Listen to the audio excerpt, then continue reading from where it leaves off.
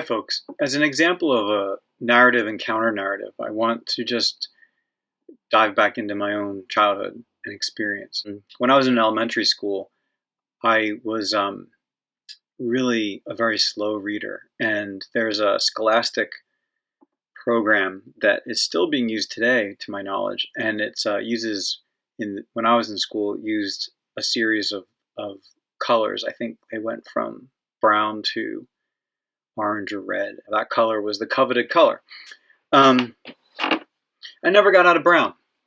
I think that there were about maybe 5 or 6 levels, and this must have been for one school year. I read very, very slowly. I got distracted. There was a competition in the class. It was really not anything set up by the teacher, but people who were advancing into the other colors were the superior students. The message I got was that I couldn't read well.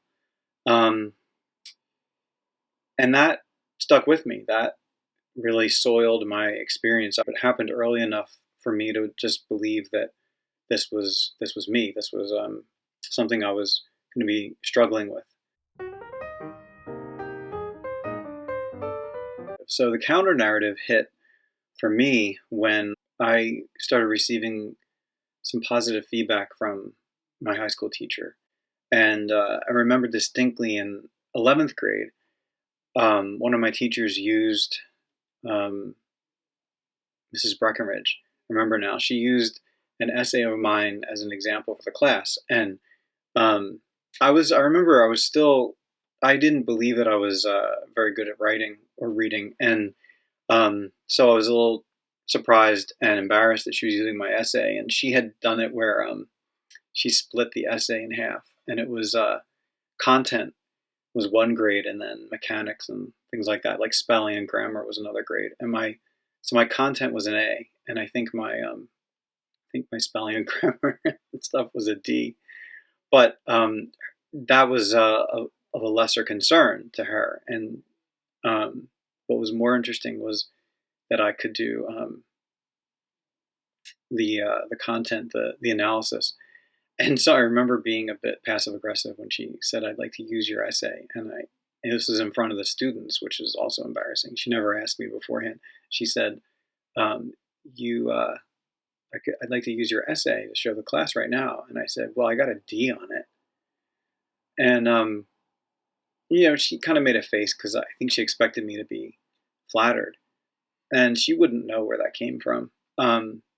I didn't actually know where that feeling came from, but I can say now that with pretty strong clarity that came from that elementary school experience, and that was a shift. An odd addition to this story, the counter narrative began a bit earlier than that with I was accused of plagiarism, and it's really funny to say that became a counter narrative for me, because you would think being accused of plagiarism would reinforce the "you can't do this" thing, like this isn't yours. Well, I had written a short story, and I knew I wrote it. So my first reaction to my teacher, this was sophomore year, I believe.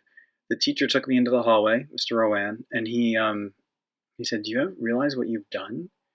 Now, the subtext that I received was, "This is out of this world. It's amazing." And his actual subtext was, "You cheated, and you're going to face the consequences." But because so oddly, what happened for me was that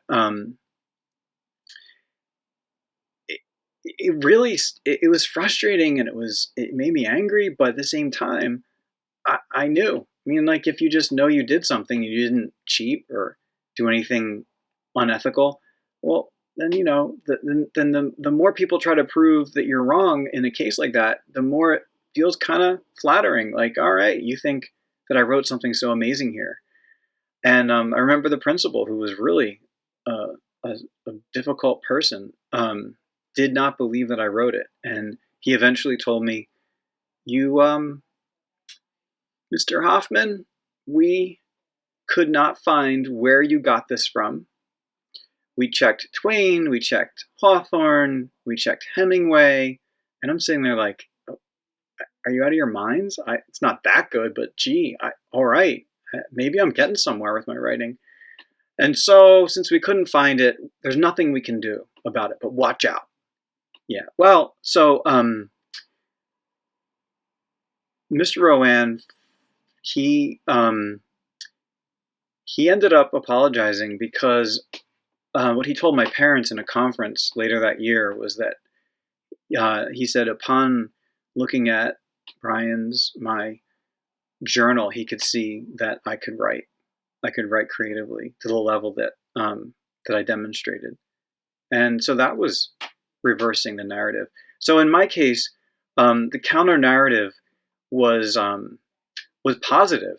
It reframed my entire trajectory for the rest of my career, my life.